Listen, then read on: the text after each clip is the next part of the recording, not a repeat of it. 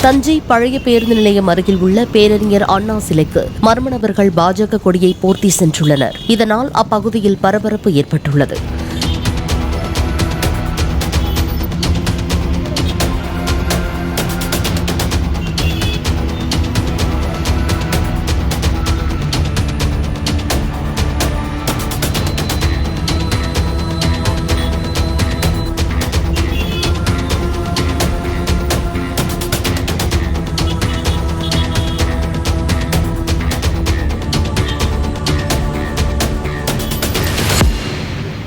Play store மற்றும் app ஸ்டோரில் இருந்து பாலிமர் செயலியை QR கோடு மூலம் பதிவிறக்கம் செய்யுங்கள்.